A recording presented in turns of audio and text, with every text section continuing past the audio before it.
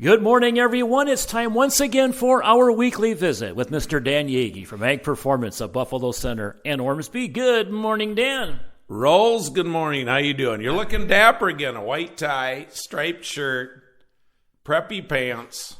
Well, Dan, whenever I come see you, I have to dress for success. I would say for here and all you do it all. Are you saying we need to be more successful? Me, not more successful. Me. Well, you're not so bad yourself. You got your jeans on. You got your Xylem Plus green shirt on. I wondered if I was talking to Kermit the Frog here for a second. I didn't realize this is green. Yeah, it is. Well, green. I thought it was black this morning. Remember, I'm colorblind. Oh, I forgot about that. In the sun, I see it is green. Well, I kind of forgot about that. I was starting to wonder if you're going to start seeing it. It's not easy being green here all of a sudden. That's true. All right. Well, anyway, speaking of green, our topic of discussion here this week is soybean issues. And you've had some of your people come and talk to you about some soybean issues. And what are you seeing here, Dan? Well, I think there's various reasons. And what I'm trying to say is I think everybody generally say bean yields were a little bit down last year than the year before. Corn and corn situations are always 5-8 bushel better. You know, come with beans. Maybe some guys had the 70s, 80s, but there's a lot of 50s and 60s in this area. If people are honest with you, right. And there is 70s definitely there too.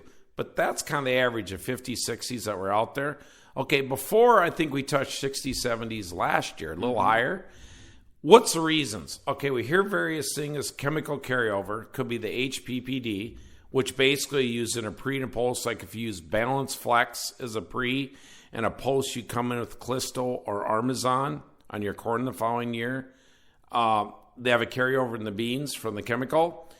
That is one reason why we saw the yellowing in the beans. Another philosophy is the high pH, which I firmly believe in, which only shows up certain years. That's why you got to select really good beans with good IDC scores, if anything. And then the other thing is a lot of talk, and if you got lower phosphorus soils, K level soils, you see the yellowing in the beans too. I firmly believe these add to it. But I think there's another component, early disease pressure, Pythium and Phytophthora. I think that's going on too. That's out there. Okay, now what do we do?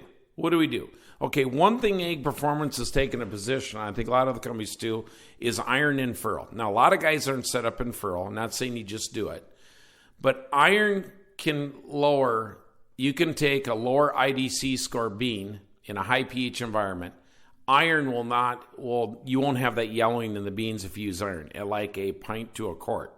And you can get it for $6-8, a really good iron from a good source, I think, too.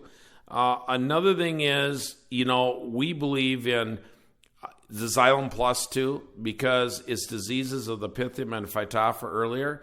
That's another thing we drop in early for these disease pressures to also help. And then another thing you guys got to remember is when you go west of Esterville, there's more of the low soils. Don't have high pH problems. Don't have iron crosis problems. They can take more of the offensive bean. As you get east of Esterville, we got glacial till soils. You have to take defensive beans on those high pH soils. Now, the rolling ground, not. But this is where you can use iron in furrow and trick it and take more of an offensive bean and not worry about the iron crosis rating too. And that's just a little bit. I probably put a lot in your rice, but it's simple facts that we live by. We ask a lot of questions on that type of soil before we help them place a certain bean on. And there's great beans out there, but are they placed right? And another thing that's big, guys, is populations. I really believe certain beans shouldn't be planted over 120,000, and there's certain beans that should be close to 150. I think the bushier type versus a straight line bean, there's a big difference. And you got to ask that question when you're buying your beans. All right, if anyone has any questions or comments about anything, yes, anything you and I talk about on a weekly basis here, Dan, why do we always start laughing whenever we get to this part here? I don't think I know anything or everything. I try. Well, I'll give you credit for that. But how do they get a hold of you then? Call us at Ag Performance at 641-562-2370. 641-562-2370. It's so easy to remember, Dan. Yeah, it is.